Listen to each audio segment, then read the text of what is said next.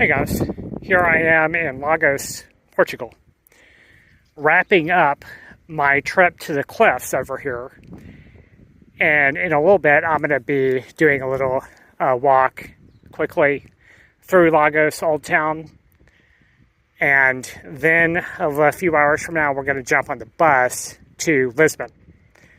So quitting Lagos, and the one reason, actually there's a few different reasons I'm quitting. One is it's kind of windy and there's some seaweed here, but also the campsite that I was paying to stay on, they have a limit of 10 days. So decided I'm not going to do free camping.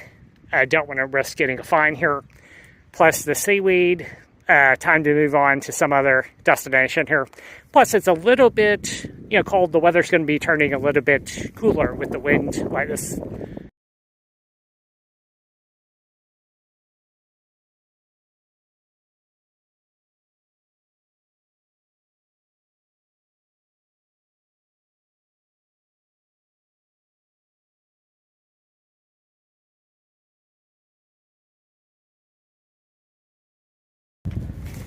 So let's take a walk through Old Town here.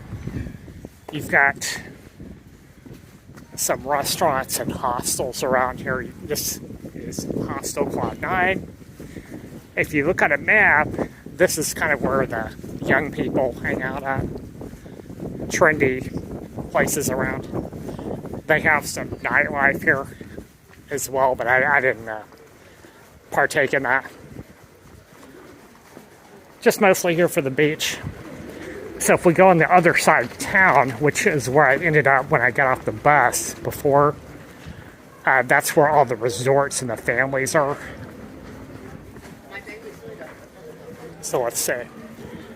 Go down here, take a left, and this is kind of a town square here where you got these restaurants and shops. But I can kind of tell it's winding down, right? This is the first week in September. We're just done with a week here, and probably next week is going to be less and less. And then once we get to October, there's not going to be any people around.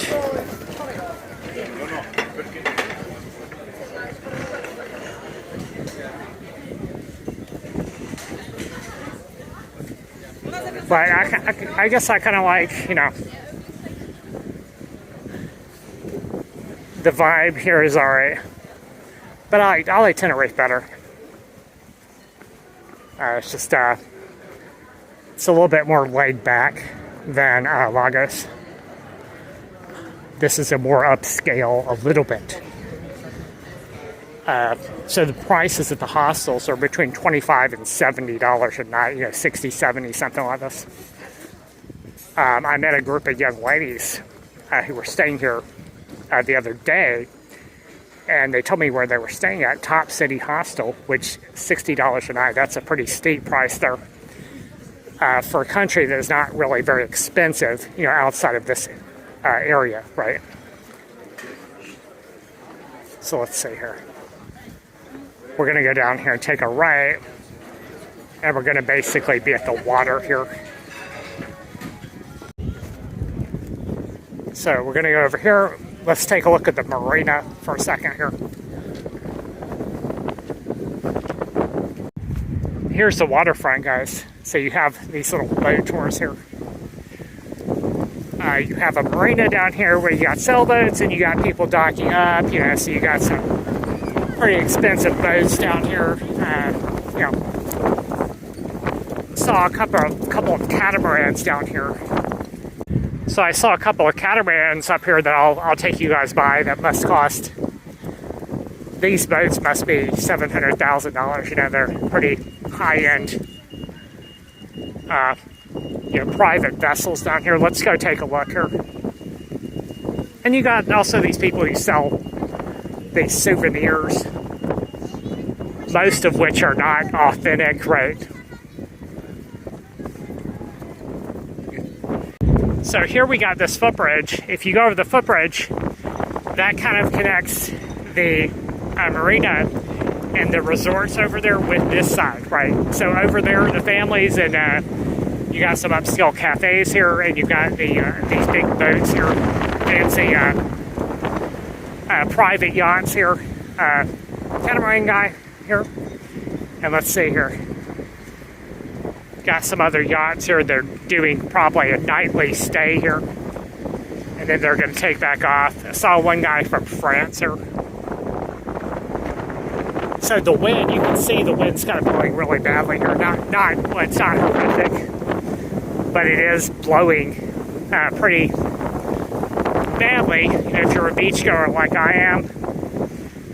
And the weather's, you know, going to cool down a little bit for this upcoming week here. So that's part of why I'm going to vacate the premises here. And we're going to take a walk over to the bus station, which is actually right there. But first, I'm going to go grab some food, and then we're going to go look at the buses. So here we have Terminal Rodovario bus station.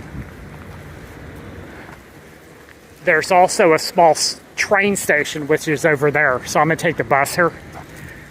Now, they have a company. They have local buses, and they also have a company called Vamus, which is kind of like the Titsy bus on Tenerife, right? It's like a regional bus. That's why I took over here to Lagos from Faro. Cost me 16 euros, which is actually a little bit pricey for 2-hour bus ride, right? Price should be more like 8. Now, Flixbus, today I booked a Flixbus to Lisbon for 20 euros or 18 euros. Got it last minute yesterday. And we're going to go and take a look at the bus terminal. And I'll tell you guys my travel plan here. I guess I'm, you know, kind of a hectic planning last night. And I'll tell you what happened exactly in just a moment here. Let's go take a look inside. So let's just go and look for Flixbus signage here. Here we have, so you probably have some other bus companies here. Looks like you have 2 stations here. It's not going to be hard to find the Flixbus in this place, right? You've only got this. You've got Faro Airport there, 56 bus, and here we have a Flixbus. Let's see if this is for Lisbon. Let's see if this is this one here. Yeah, that is it. Lisbon Orient. That is the bus I'm taking there in about 2 hours. So just gotta wait there.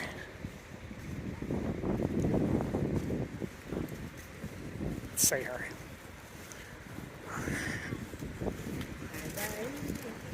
Two hours, and it's just parked there.